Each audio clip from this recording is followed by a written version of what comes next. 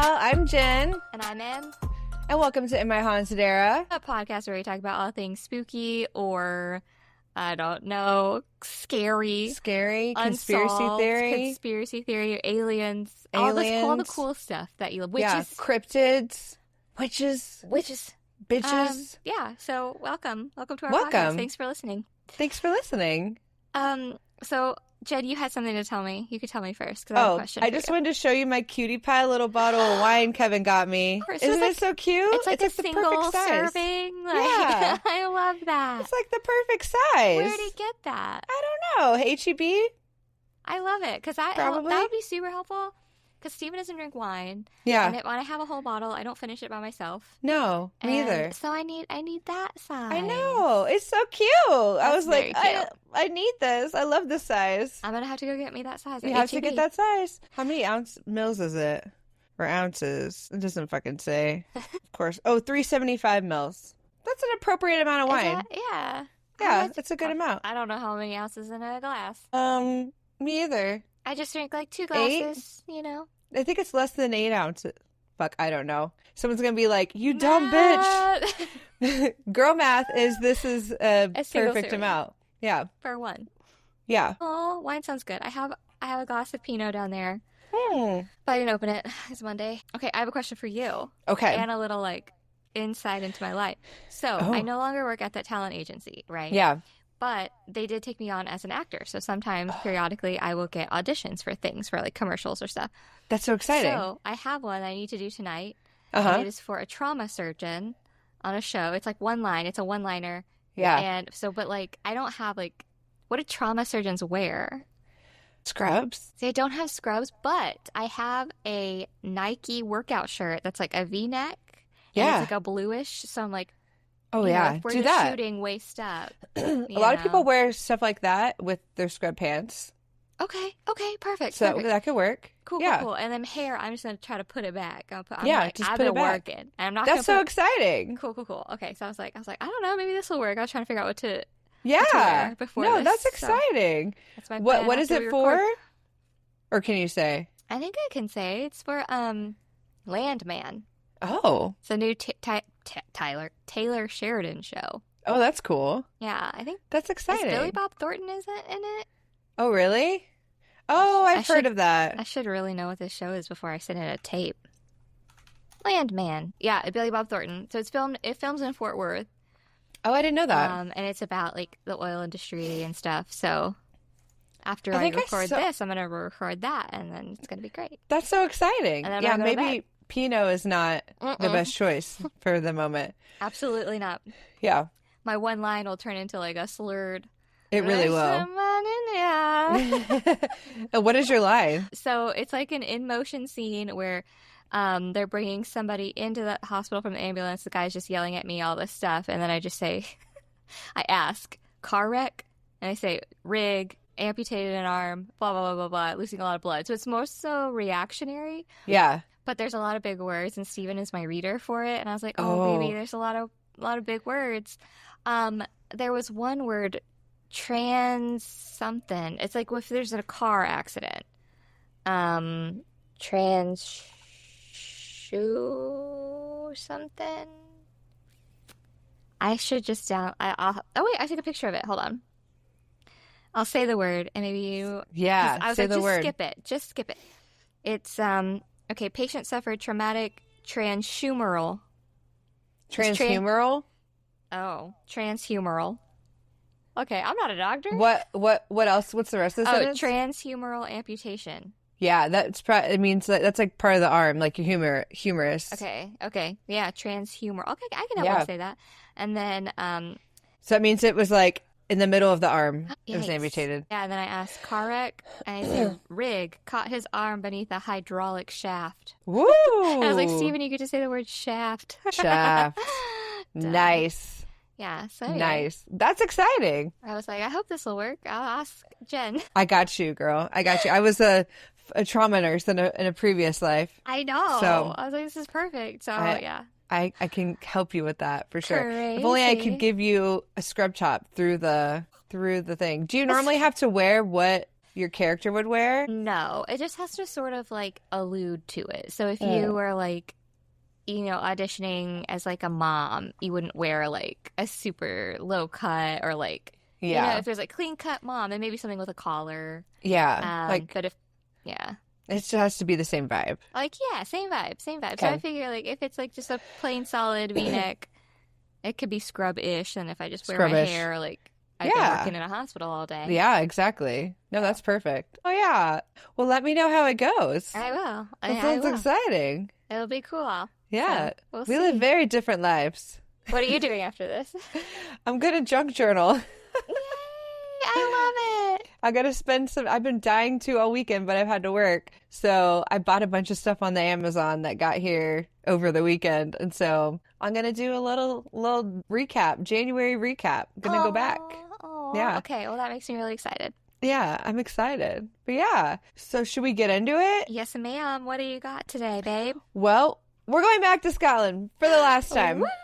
For the last time. We're going to talk about the Loch Ness Monster. Yes! We're doing a cryptid. God.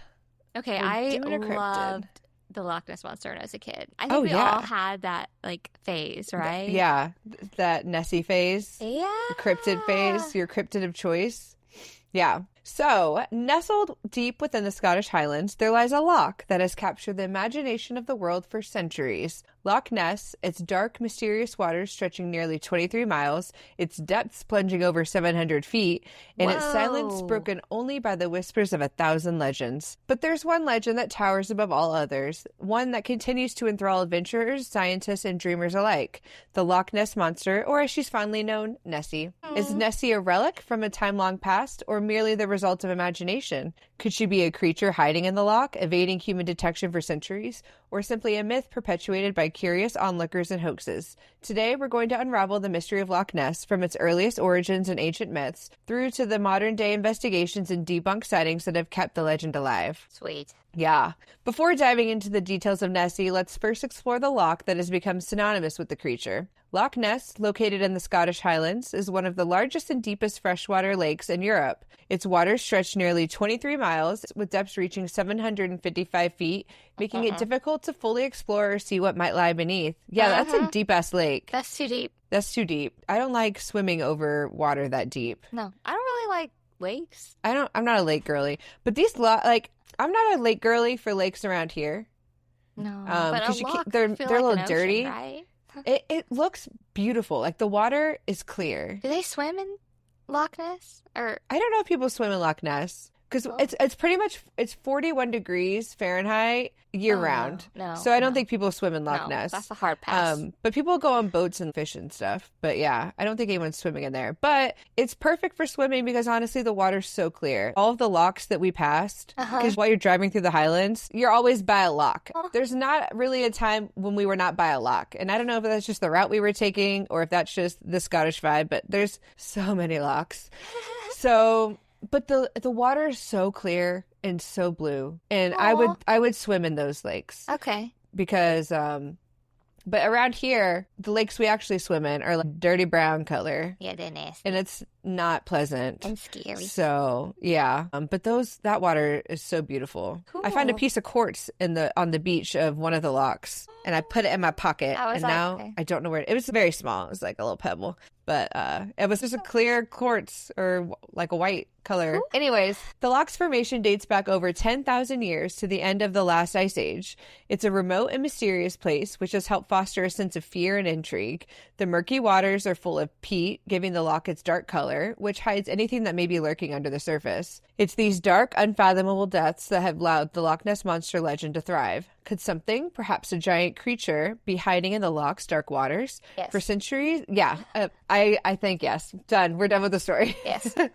For centuries, this question has lingered in the minds of locals and visitors alike. To understand the Loch Ness Monster legend, we must look beyond modern-day sightings to the folklore that has surrounded the loch for centuries. The Picts, the ancient peoples of Scotland, Scotland.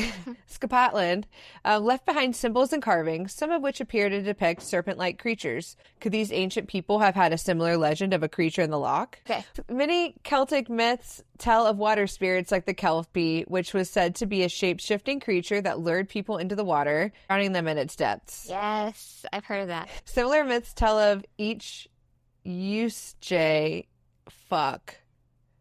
of the each Uisge. It's a Gaelic word. It's Uisge. Uisge. Ooh, I don't know Gaelic. It's Uisge. Uisge. Tell of the each Uisge. I looked it up the other night and already forgot. A dangerous water spirit with the ability to take different forms. These legends may have helped shape the later tales of the Loch Ness Monster.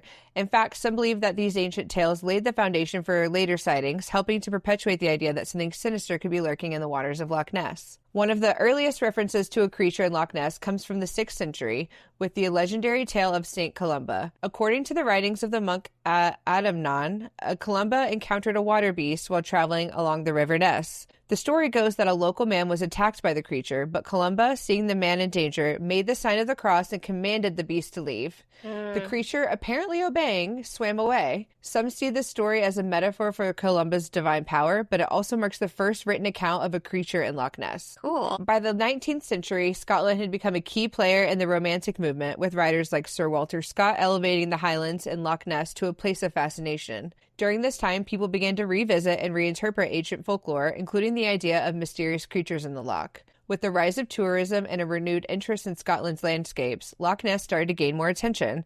But it wasn't until 1933 that the legend of Nessie truly took hold. Though the Loch Ness Monster had been a part of Scottish folklore for centuries, it wasn't until 1933 that the modern sightings of the creature began in earnest. In May of that year, Aldi and John McKay were driving along the A82. We drove on that. Which runs alongside Loch Ness. As they drove near the loch, they spotted a massive creature swimming in the water, a large rolling shape with a long neck. The couple reported their sighting to the local paper, the Inverness Courier, which published the story, sparking a wave of similar reports from other locals. Later that year, George Spicer and his wife claimed to have seen a similar creature, a large dinosaur-like beast with a long neck, crossing the road near the loch. What? This sighting, this bitch was on the road. It wasn't even in the loch. Oh. Yeah. This sighting, along with others, brought national attention to Loch Ness. But the most famous of all the early sightings came in 1934. A London doctor, Robert Kenneth Wilson, took a photograph of a creature's head and neck emerging from the water. This image, known as the surgeon's photograph, became the iconic image of the Loch Ness Monster. Though the photograph was later revealed to be a hoax, it was instrumental in cementing Nessie's place in popular culture. Even after the surgeon's photograph was debunked, sightings continued to pour in from all over the world. For example, in 1960, a man named Hugh Gray captured a photograph of what appeared to be a large, dark shape in the water with something protruding from it. The photo sparked renewed interest, but it was later argued that the image could be of an otter or other animals in the loch. Then there's the case of the Nessie, filmed in 1967 by a man named Tim Dinsdale. Dinsdale was an amateur filmmaker who recorded what seemed to be a large creature gliding through the water. The film, known as the Dinsdale film, was examined by experts who could not come to a definitive conclusion on its authenticity. Some believed it showed a real creature, while others suspected it was a misidentification. More recently, in 2007, a team of researchers using sonar equipment claimed to have detected an anomaly in Loch Ness that seemed to match the dimensions of a large creature. The sonar reading indicated something large and moving beneath the surface, but again, it could not be conclusively identified. Despite the ongoing reports and sightings, many of the so-called encounters have been debunked or explained away. Skeptics have long argued that most of the Loch Ness Monster sightings are simply the result of misidentifications, hoaxes, or natural phenomena. I know. No spirit. I know. One of the most common explanations is that many sightings of Nessie can be attributed to ordinary animals, such as seals, otters, and birds, whose movements can sometimes be interpreted as something much larger. Yeah, I'm like, an otter is not causing ripples in the water. There ain't no way. At the size that Nessie would. Like, be so real. Be so fucking for real. Yeah.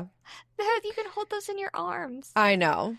In fact, the loch is home to many species, including large fish like sturgeon, which could easily give rise to strange sightings. For, like I said, be so fucking for real. A sturgeon? Like, how big is a sturgeon? Not big. I'm looking at... So there was a movie about the Loch Ness Monster that I liked when I was a kid, and I can't find what it was called. A sturgeon. Okay, they can reach 20 feet. That's kind of big. I looked at a very large, long long-lived and Wow. late to mature. Oh, Holy yeah, shit. they're actually kind of big. They're actually kind of big. They can reach lengths of 20 feet and weights of over 1,500 pounds. They weirdly look like a catfish, but mixed with a shark. Yeah. Ooh, I don't like that. All I know about sturgeon is that I had to catch them in Stardew Valley. Oh. And I put them in my little pond so they could make sturgeon roast so I could make caviar. I don't know what any of this is. What's the game? Stardew Valley. What is that? It's so good. You get a farm, you inherit a farm from your grandfather after he dies. And it's in this tiny little town, and you get to know all the people, and you have all these like missions and quests and side quests and things to do, and you grow crops and you make other items, and then you go in the mines and you get materials and you fight the mine monsters, and then it's amazing. Okay. I love this So that's game. where you have to harvest sturgeon? Yeah, so you get a sturgeon, you put it in a little fish pond, it makes sturgeon roe, and then you put it in the jam maker thing, and it makes caviar. Interesting. And you sell that bitch because it's like a couple $1,000s. Interesting. Yeah. Love it. Anyways, DM me for all your Stardew Valley help. I got you. Anyway, so then there's a possibility of hoaxes. The sturgeon, I keep saying the sturgeon's photograph. The sturgeon's photograph, for instance, was later revealed to be a hoax involving a model placed in the water. Additionally, many eyewitnesses have been found to exaggerate or misinterpret what they see, especially under the influence of the legend itself. And let's not forget the power of the media. Once Nessie became a global sensation, it became almost impossible to separate fact from fiction. People from around the world started visiting Loch Ness, hoping to catch a glimpse of the elusive creature, fueling the myth even further. Me and Kevin are one of those people. Yeah.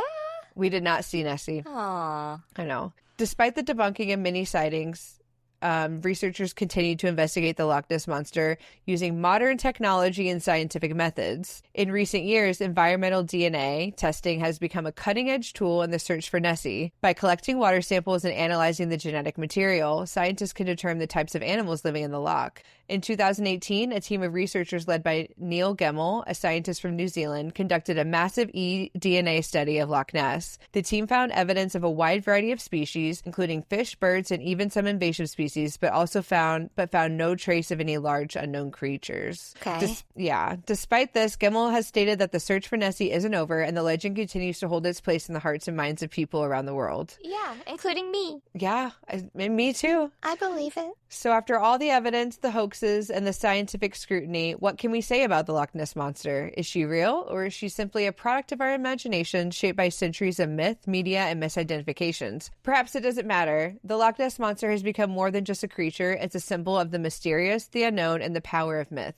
Whether or not Nessie exists doesn't diminish the allure of the story or the sense of wonder she inspires. And that's the story of the Loch Ness Monster. I wholeheartedly believe in the Loch Ness Monster. And if you can't believe in that stuff, then what's the point? Then you're boring.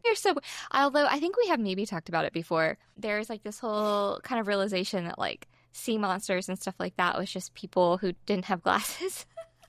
And needed them. And Nam was like, oh, well, that actually is very logical. It's a logical way of thinking. That is so fun. true. It's not as fun, though. Not as fun. And they found carvings around Loch Ness that the Picts had drawn in stones that showed creatures that resemble what people believe Nessie to look like today. But yeah, I mean, it goes way back, but they also did not have optometry back then. So piece of wood, that was a monster. But also, like, I don't know, we're also talking in the fact that we don't think that the Loch Ness Monster would have evolved. Yeah. And so realizing that people were hunting it, like, I don't know. I know. I still believe it's true. I still believe that it's there. Yeah. I believe in Nessie. I believe in Bigfoot. Oh, yeah. Believe in all that. Leprechauns? Yeah. Fairies? Of course. Same. Listeners, do you believe in the Loch Ness Monster? Yeah. Let us know. I want to go now to Scotland and you have to go. It's so beautiful. I do. It's Loch on Ness our list. Is beautiful. It's on our list. You got to just spend a whole trip there. There's so much to see. Just in Loch Ness? No. I mean in Scotland. Yeah. No, that's what our plan is. We won't do like a split thing. It'll just be Scotland and spend. It's worth the trip. Some time, but yeah. How fun. I'm glad y'all got to go and look for Loch Ness. I know, I have some pictures I'll post Nessie. of the water. It just looks like a loch, but I'll post them anyway. Yeah, See if you can see Nessie in them. Well, and I'm excited to see it, like, because I think how I'm imagining it is not how it looks. I should just look it up. It's just like a big-ass lake. That's it is really pretty, though. Surrounded by, like, really kind pretty. of mountainous hills. Yeah, it's But gorgeous. it's beautiful. Like we went said, the to a water is castle. really blue. Yeah. There's a castle right on the water. And so that's pretty much where we saw Loch Ness, because we just hit two birds, one stone with that. And it was beautiful. Stunning. Do they have, like, kitschy Loch Ness stuff? Oh, yeah. You can buy so much. There's, like, Loch Ness merch all over Scotland. We got the kids some Nessie stuffies. Oh, I want a Nessie stuffy. I should have brought you a Nessie stuffy. No, you had no idea. But now when I go, I'm just going to be like, I just want Nessie stuff. Get a Nessie stuffy. Now I'm just Googling. They're everywhere. Loch Ness merch. Yeah. You could buy all over Scotland, especially around that area. That is very cool. Yeah. That's funny. So what's funny is you took us to Scotland in our last episode. Mm-hmm. I am again taking you to the 1980s. Wow. We have a theme going. We do have a theme going. Okay, so thank you. We love the Loch Ness Monster. We love totally believe Nessie. Nessie. In her. This is a little different. So, okay, I'm going to turn our focus to a mystery that feels like it was written for a movie. Okay. It's a young woman who is haunted by chilling dreams who seem to sense her own disappearance before it happened. Oh. This is a case filled with strange clues, ominous warnings, and decades of unanswered questions. This is a story of the vanishing of Cindy Anderson. Okay. Known to many as a dreamy disappearance. Mm. So, in the early 1980s in Toledo, Ohio, there was a place that was super quiet. It was just a neighborhood with a lot of steady rhythms. Again, this was the 80s. A lot of routine in the 80s. It was the kind of city where people felt safe leaving their doors unlocked and knew their neighbors by name. Which, so to get a glimpse into our home life right now, my parents are living with us. Oh, really? I didn't know that. They have a really bad habit of not locking the front door, Oh. which is how they get in and out. And I'm like, Yeah. and they also are, like, making friends with our neighbors. And I'm like, no. I don't even know my neighbors' names. Yeah. I've lived here for 3 years. Please do not make relationships It's with my weird neighbors. if you start doing that. And I was like, I don't know them. And she's like, and my mom knows the name of their dogs and knows the name. And I'm like, no, girl, like, let's not make relationships with Let's my not neighbors. do that. Like, please. Because So- it'll be weird if I don't maintain them now. You put me in an awkward position. Oh, I'm not maintaining them. I'm No. like, as soon as you're out, I'm going back to my hermit life. Yeah. I'm not. Yeah. Yeah. Oh my gosh. There's a different time. Total opposite of how I'm living now. Mm-hmm. All right, but then we meet Cynthia Jane Anderson. She was known as Cindy, and she was a 20-year-old young woman living with her parents on the north side of town. Okay. She was shy, well-liked, and deeply religious. Oh. Raised in a strict, devout household that emphasized responsibility, morality, and caution. So this just gets further and further away from, like, how we live. Yeah. The 1980s were very different. Oh, and listen to this next part. Friends and family described Cindy as a model daughter. She didn't drink, didn't party, and was focused on her goals. Boring. I can't relate. She was dating Good a for young her. man, and it was a relationship that her parents approved of, and she was planning to attend Bible college in the fall to pursue a career in Bible religious college? education. Of course, she was going to Bible college. At the That's where time, you get an MRS. Cute. I've never heard of Bible college, so I had cousins that went to Bible college. Oh. So very religious. my cousins all had kids before they were out of high school. Yeah, our families are very different.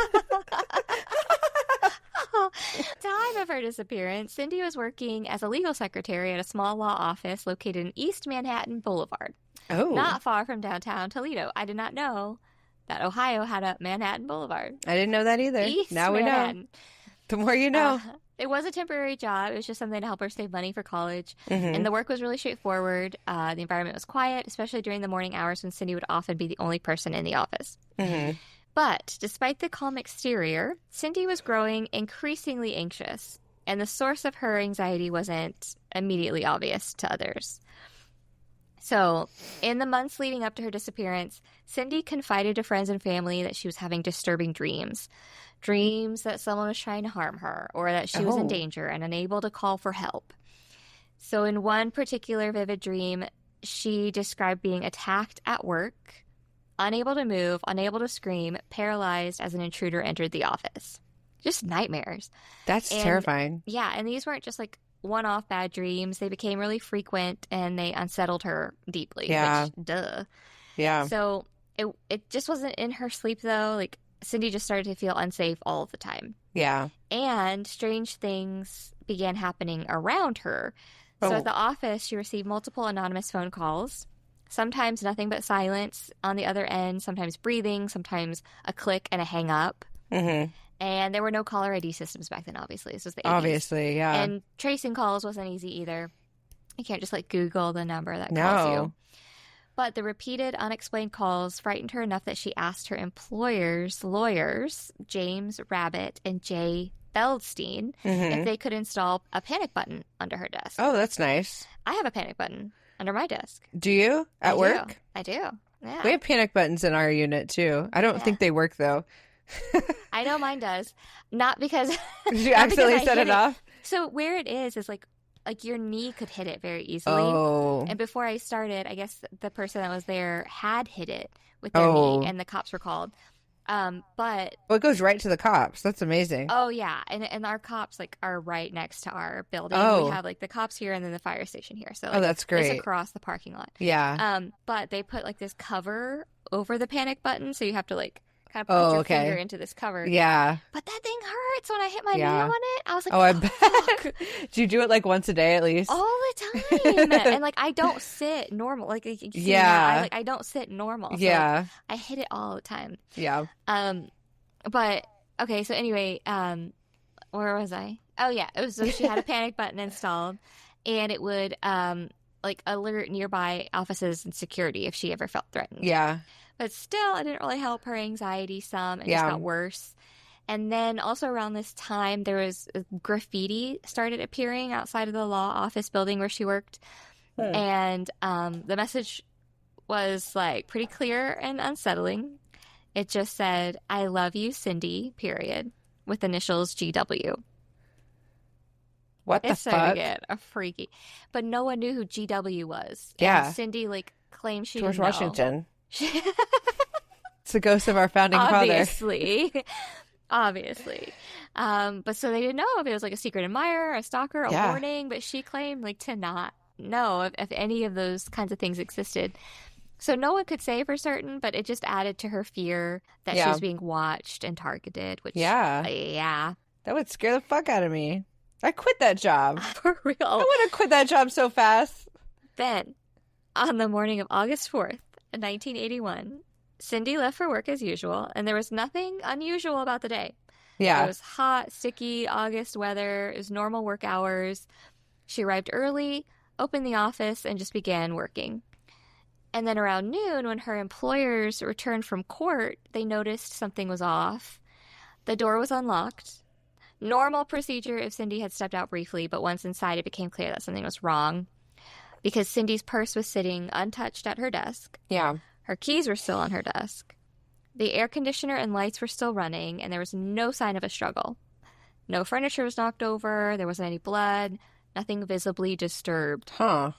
They said it was as if Cindy had simply evaporated into thin air, leaving her entire life behind. What the fuck? The only thing missing was Cindy. That's it. Wow. She left everything. So weird. Yeah. Then they had an investigation. Police arrived, and they considered the possibility of a voluntary disappearance. After all, she didn't take any of her stuff. I know. So they were like, she's an adult. She has free will to leave if she wants to. But, like, I hate when they say that shit because it's like, but I know the person and I know they're not going anywhere. But then I also get the argument that like you really don't know anybody. It's like true. I genuinely think you don't really know. Like you can think that you know, but like some people you just will never know. You don't. It's fully. True. But like her family, her boyfriend, her friends, Yeah. they just said like that's so out of character. That couldn't have happened.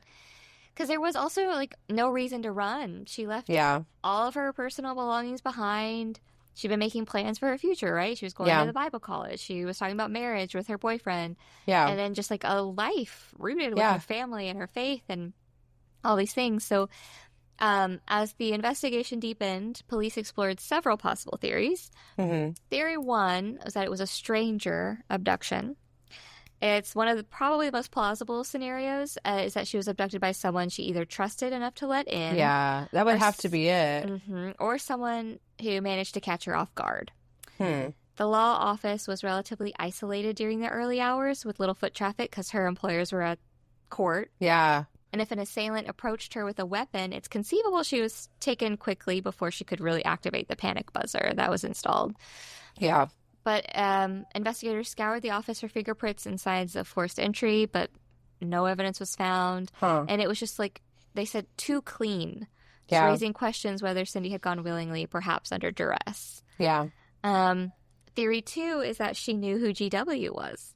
Yeah. So the GW graffiti continued to haunt the investigators, and they interviewed dozens of people with those initials, probably not including George Washington, which seems like a really stupid thing to do. That feels like they overlooked that. I mean, like, you could have easily gotten a Ouija board, asked Easy. George Washington, what's up? Why'd you do this? Yeah.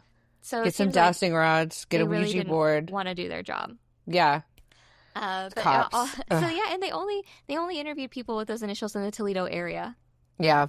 So it was nothing concrete. You got to go national. You got to interview every single person with GW as their initials. You got to go worldwide. Like, go work some overtime. Mr. Worldwide. Yeah. Maybe that's who it was. But they still, don't know. Was GW an obsessed admirer? Could Cindy have kept private fears about someone she didn't want to discuss openly if she was in a secret relationship when she was in a real relationship? That's what I'm saying. You never know. You don't know people. You don't know.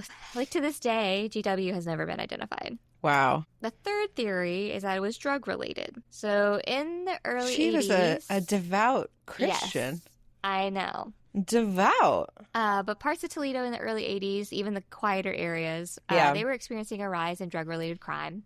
Was it the fentanyl? Probably cocaine. Oh, yeah, that. Cocaine. One person of interest was a man named Jose Rodriguez Jr., which seems a little targeted to me, but that's Seems targeted, yeah. He was a major figure in local drug trafficking operations, and at the time, his criminal network was under federal investigation, which, okay, probable cause, sure. Maybe not that targeted. Maybe not, but still, I'm going to take offense. We're painting that with the lens of 2025. Yeah. Yes, exactly. The very 2025 lens. And then, rumors started circulating that Cindy, working at a law office, might have overheard something or... Oh, she shouldn't have heard. Yeah, perhaps a conversation or a document she saw that she shouldn't have. So it was just sort of suggested that Rodriguez or his associates may have kidnapped her either as a warning or a cover-up. But this theory was fueled by a deathbed confession from an informant years later, claiming that Cindy had been murdered and buried beneath a concrete slab in Toledo. Jesus. However, searches of the alleged sites yielded no remains, and the confession could never be fully substantiated. Oh. So again, there's no real closure. No. And just real freaky. Yeah. That someone on their deathbed would say that. Yeah. Also, why? Yeah. For why? Also burying in a concrete slab. I don't know if you watch You, but he does that to somebody, and I was like, oh, brilliant. Was that in the most recent season or before? I want to say season 2 or 3. Oh, okay. I think I saw season 2. It was one of the... Yeah, I mean, that's a good idea to bury someone in a concrete slab. Yeah. But you could, sonar, though, you could figure it out. True. So, it's not foolproof. Yeah. Cindy's case gained national attention, and it was also featured in Unsolved Mysteries. I just went on Unsolved Mysteries binge. You sure did. I love this. It's comforting. It is. And that one aired in 1990 during its 3rd season, and it was called A Dreamy Disappearance, and it was dramatized. Wow. Cindy's escalating fear, her premonitions, and her final morning at the law office. Yeah. Following the episode's broadcast, new tips poured in, but once again, none led to a breakthrough. Many viewers were struck by the eerie coincidence between Cindy's dreams and her ultimate fate. Yeah. Asking, was it intuition? Was her fear shaping her reality? Yeah. Or was there just something darker in the works? Hello, there's magic out there, if someone really wants to fuck with you, they'll find a way. I think that she had some psychic powers. Maybe she didn't really realize because she is so Christian, right? Yeah. But everybody has a little bit of everybody has those abilities. That You intuition. just, some people are more sensitive and are able to tune into them easier. Yeah. And I'm sure she didn't realize that's what it was. But Yeah. I mean, it sounds like she was having like some psychic kind of what's the word? Like premonitions or Premonition. just, Why can't I think of that damn word? You literally just said it. That's okay. Yeah. Some like premonitions. Yeah. And she probably that probably really scared her too. She was super deep in her faith. Yeah. Because, I mean, automatically you think like the I'm a devil witch. or a Yeah. witch or Yeah. you know, like some antiquated thinking was probably there. Mhm. And yeah, Cindy Anderson's disappearance has remained open for over 4 decades. Wow. Her parents, still devout Christians who believe deeply in faith and prayer, and eventually had her declared legally deceased, but they never stopped searching for answers. Yeah. And they passed away without knowing whatever happened to their daughter. Oh. I know. I feel like they know now, though. Yeah. I always feel like whenever people say that, because I heard that on another podcast I was listening to today, where like they passed away before they figured out who killed them, and I'm like, they know, like they know what happened to them now. Like I firmly believe that, which is so peaceful to think know. about. Yeah, but... it's like it's almost better. It's like you get the answer. I really think that you get the answers. Yeah, afterwards. Yeah. Yeah. So JonBenet Ramsey's mom knows. Yeah. She knows it was her brother that killed her. She probably knew before, let's be real. Yeah. And today... Yeah, they were covering that shit up. Please. I think so. Please. Today, Cindy's case remains one of Toledo's most haunting unsolved mysteries. It's a painful reminder that even in places that feel safe, danger can slip through unnoticed. Mm-hmm. But those who believe in premonitions believe Cindy's story was just that. She was like, you know, having those visions of what was going to happen to her, and because it just seems in some way that she knew it was just like too much of a coincidence. Yeah. And that she like foresaw you can't her write own that off. disappearance. Yeah. And despite like she like tried to warn people, despite her warnings and her efforts to stay safe, she was still taken. So she just was gone without a trace. That's so weird. I know. What was the motive? Why? She must have had a secret admirer. I do think a secret admirer. Yeah. That makes the most sense. Had to be, which is so fucked up. Yeah. Ugh. Like he couldn't have. I bet he probably just like put her in a basement. But then I'm wondering, like, how if they interviewed every Toledo, maybe it wasn't a man. Maybe it wasn't a man, but like Georgina. Yeah, Georgia. What other G? You could do Jean. Jean. I guess I've seen a G. Jean. I work with a Janine who spells it with a G. Oh, really? Mm-hmm. Is it G-A? G-I. G-I? That's a weird spelling. G-I-N, 2 N's? I don't remember, but it's G-I. G-I. Mm-hmm. Gastrointestinal. Noted. But yeah, because that would explain if she opened the door. Yeah. Yeah, maybe it was just a woman. Friend. And she was just obsessed with her. That'd be freaky. That would be so freaky. Or it was like someone was working with somebody. So it was like a woman approached her. Yeah, and she was made her feel at ease. Mm-hmm. But then I'm like, how? I guess it could have been anything. It could have been someone at church. Could have been. Yeah, I don't know. It just seems really crazy. We could speculate wildly. And then I'm like, okay, here's the deal. Here's the deal. Let's get real. Not security, but surveillance systems were around in the 80s. Okay. Yeah.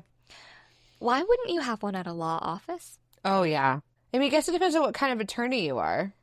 But either way, if you're having someone installing a panic button. Yeah. Pop a camera up. Maybe put a camera. Yeah. And here's my deal. Speaking of just cameras, I was watching a Harry Potter weekend. Okay, marathon this I like it. Weekend, and I was specifically watching Chamber of Secrets. Oh yeah, that's a goodie. Where he's walking down the hallway and he sees nearly headless Nick, and then that other little Hufflepuff boy petrified. Yeah. And I got a lot of problems with that scene because first of all, why was Harry's first instinct to go up to that little Hufflepuff boy and touch his hand? Yeah. Why are you touching the people? scene of a crime? Why are you touching people? Why not? Like, so there was that. Yeah. Second, so many things in Harry Potter could have been taken care of or avoided had there been cameras installed. Dude. And it was the 90s. It was the 90s. They had CCTV. They had cars. They had shit. Electronics. They had They had those all the photos were like moving. I'm like, you couldn't put They were live photos. They were the equivalent of live photos. You are a school for teens. Yeah. You better put some security you need some cameras fucking in cameras. Because I don't know. So real. Then everybody's fucking. Come on. So then I went to this really deep place of like, yeah, these teens are sneaking around. They're having sex. And I'm like, are there like spells to prevent pregnancy? Are there little like the rabbit hole? Are they Yes, I went through There's it. Girl. probably I was like, a potion. Are they making a little potion to like? And then I was like, okay, I'm gonna do a stand up on this. This is how it's gonna start. And it's gonna start with this whole story about Harry Potter. No, it's gonna be that. I like it. It got kind of dark. And trigger warning, if you don't like. It's not an abortion joke, but I was like, what if there was like a spell? It was like Accio aborto. Yeah, I did say Accio aborto or like, abortos minimus or something. I don't know. But anyway, so all this to say, set up security cameras, okay? In your place of business. Yeah. If you're having premonitions of your kidnapping, of your murder, of your whatever. Yeah, listen to that. A damn camera. Yeah. Yeah, advocate for yourself. Get a Ring camera, babe. We're not trying to blame the victim, but like... No. It's not no on victim her. blaming here. Not on her. It's not on her. It's on her employers for not cameras should be there. You can't trust people. And I'm not... And like, this was the 80s, but they had security. Okay. They had shitty cameras, but they had them. Yes. And then you would have known, like... Like, we had TVs then. Yeah. I don't know. I agree. When did security cameras come out? Bitch, the late 1940s. Okay. So you're There's telling no excuse. Me they had 40 years. At this law office where this girl's having premonitions of her murder, you're not going to... You give her a panic button, but you're not going to put in a little camera at your front door? Come on. Be so real. Be so real. Fork up the money. You're attorneys. You make enough money. Who are these fucking attorneys? Let's look them up. Yeah, let's look them up. Because I bet you they were men. Oh, they were so men. Were women even allowed to go to law school then? I don't know. When were women? I gotta Google that. We gotta Google that. When were women allowed in law school? Oh yeah, they could have gone. Wait. But it probably wasn't women. Harvard Law admitted women in 1950. Okay. Yale Law admitted women in 1919. Wow. Good Yale for the Yale. win. Fuck you, Harvard. Just kidding. No, oh actually, my God. I'm just kidding. Don't say fuck you, You're Harvard. fighting against Trump, and I'm here for you, Harvard. Yeah, I was about to say, I'm like, don't say that. You learned from your mistakes in not letting women in your law school in 1950. You were a little behind the times, but now you're on the right side of the fight. You're right up there. Yeah. Right up there. Oh, we support you. Go buy a Harvard sweatshirt. Say who the people she worked for, but I'm sure they were men. I'm sure they wrote her off of just. I'm sure they're very dismissive. Like, okay, you've been having dreams. Like, I have dreams. I have dreams of winning this case. Well, you know what? I'm having dreams of being fucking taken. Yeah, bitch. So fork up however much money it was back then. Moral of the story. Just install a security camera. Install a security camera. That's Lock the moral of this episode. Pop some camis out. Don't go to work early. Or if you know you're going to be by yourself, just don't go to work. Don't go to work. Work from just home. Like, don't work. Quit your black job. Lung, Paul. Yeah. Like, don't go. Quit your job. Because Disappear. You will be kidnapped. And you will be killed. Moral of this story is we should all quit our jobs. You're going to get murdered, because so quit your job. Because you could potentially get kidnapped or murdered at your job. I'd rather be kidnapped or murdered from the comfort of my own home. Exactly. If I have to choose where I'm going to be murdered, I choose it to be on my couch and my bed. I'm going to be the last place I am conscious to be at my place of work. Are you serious? Are you kidding me? I had a coworker tell me another coworker was like, damn, she's real quick to get out of here in the morning because I leave right when I can, like, I give report and I'm like, I'm out. I'm sprinting out the building. And she told me she said that and I was just like, yeah, I'm fucking excited to be out of here. Are you kidding me? I'm going to go live my fucking life now. Yeah. I've been in this prison for 3 days on night shifts. Like, go fuck yourself. I'm ready to go to bed. I got shit to do. I got people to see. Yep. I'm trying to live my damn life. This is not what I'm living for. People say that about me because I work 8 to 5. Yeah. And I walk in right at 8 and I leave right at 5. And Yeah. people know. They know if it's 5, Emily's not here. Emily's not here. If it's That's 2 the seconds reputation after 5, you I'm want. going out the door. Yeah. And I'm like, I don't have, no, I'm not gonna chit chat. I'm not gonna stay. Yeah. I have an 8-minute commute and I want to get home as soon as possible. And you know what? And are you salary? No, hourly. You're hourly? I was about to say, if you're salary, especially, you don't want to be there any moment longer. No, but yeah, we like a lot of us have to do the clock in, clock clock out in, thing. clock So out, like yeah. I'm waiting at the thing Yeah. at 4:59. Yep. So I'm like, I am there. Yeah. You know, like I'm like, if right we have by the stuff to door. do, I'll stay. But otherwise, I'm ready to go. I'm ready to go. I want to beat traffic. I got a 45-minute commute. So I want to Girl. get the fuck home, especially on Monday morning. It's busy. There's traffic. I want to get home. I want to get in my bed. I want to go to sleep because I got to sleep before I can wake up and do anything else because I got to sleep during the day. Yeah. So I got to get this show on the road so I can live my damn life. Yeah. I ain't living for work. Absolutely not. I love work. I love my job and the work I do. Yep. The general concept of work does not please me. Yes. I treat The idea of work in general people can say does all not the bring time, me joy. I'd get bored if I wasn't working. Fucking bullshit. You Get a find hobby. stuff to do. Get a hobby. I'm like, some guy was like, I think I'll get bored when I retire. I was like, bitch, I want to retire now. I want to And was retire like, I'm not yesterday. gonna I was like, I might be bored, but then I'll go do something. Then I'll find another hobby. I'll pick up a new book. I'll take a nap. I will make bracelets and I'll go shit. look at like, the birds. I'll can go on a you walk. Be so serious. Like, you would Yeah. rather be spending your time working for somebody else. Like, Yeah. no. Making somebody else richer. Are you? No. Be so real right now. Be so real. Yeah. I know. so- I cannot handle that shit. No. Yeah. I love the work that I do, but the general concept of work does not bring me joy. Oh, wait. We took, I had book club yesterday, Uh-huh. and it was the new Hunger Games book, Sunrise on the Reaping. Okay. And so we took a quiz, like an online quiz of like which district you are Mm-hmm. in. And one of the questions was, if you could have your, like, any job tomorrow, what would it be? Yeah. And I was like, none. None? But that wasn't an option.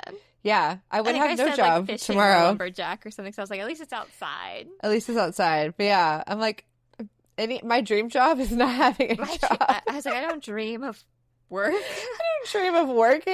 I don't dream It's of just so it's like a labor. myth you've been fed as a child. Yeah, there So is like no my dream job, bitch, please. It's work, babe. I dream Like, of my life that I live with the money that I make from work, and there are no dreams associated with work Yeah. except nightmares. Oh, like Cindy. She's Like having her Sydney, nightmares. she sure Hopefully did. your nightmares aren't you getting kidnapped on the floor or No, something.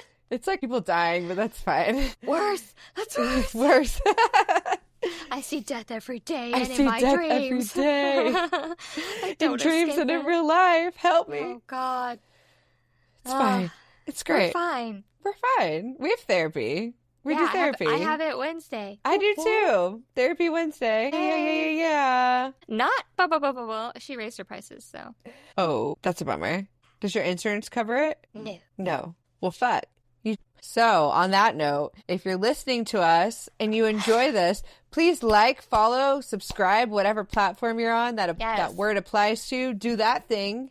Give Leave us us a rating. A good Leave one. us a review. Not Like- pressuring you or anything. Yeah, but we're pressuring you. Leave us a motherfucking review. We love it. Tell us what you like, what you don't like. Yeah, we're We'll take here for feedback. you. We take feedback. Just We make take it constructive constructive. criticism. Yes. We're They happy need for to that. be actionable things. Yeah. Don't be like, I don't like the way Emily sounds. I can't Yeah. change that. We can't change that. I'm so sorry. But we can change content, other things like that. So Yeah. please hit us up in the reviews. You can also find us on Instagram and TikTok at In My Haunted Era. And email us. Email Yeah. us your stories so we can share them on here if you give us permission. If you're emailing us, you're automatically giving us permission. We could change your names, whatever you want. Oh, yeah, that'd be fun. I Yeah, love we can make picking up names for you. Um, I'll name you after Real Housewives though. Just a warning. Oh, that's fun. I'll name you after, I don't even know, creatures, mythical creatures. There you go. But yeah, email us your stories because we'd love to share. We like sharing real life encounters or real life things. So yeah, please do. We want to do a whole episode, so please let us know your spooky stories. And yeah, we will see you next time. Thank you for listening. Yeah, thank you for listening. And we'll haunt you later. Bye.